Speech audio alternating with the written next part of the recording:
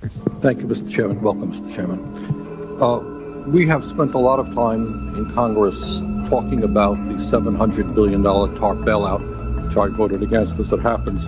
Not a whole lot has been talked about with regard to the $2.2 trillion that the Fed has lent out.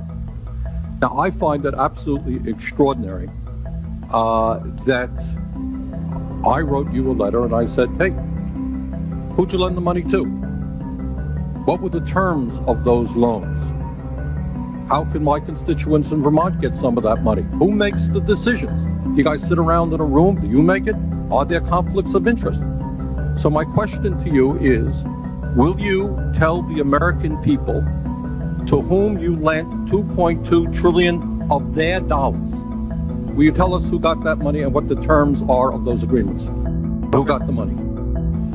Hundreds and hundreds of banks, any bank or that has access to the U.S. Federal Reserve's discount. Will you tell us who they are? No, because the reason that is counterproductive and will destroy the value of the program is that banks will not come to the discount. Isn't that too bad? Sorry? In other words, isn't that too bad? They took the money, but they don't want to be public about the fact that they received it. We heard a whole lot about AIG. They're on the front pages. These are very... Now, I got banks and I have businesses in the state of Vermont who are in a lot of trouble. Not banks. Our banks, by the way, are doing pretty well. Now, how do these guys who are honest business people get it? Do you have to be a large, greedy, reckless financial institution to apply for these monies?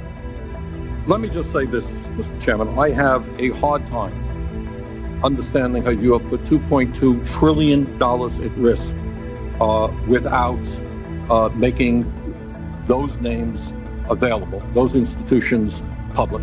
And we're going to introduce legislation today, by the way, to demand that you do that. It is unacceptable to me that that goes on.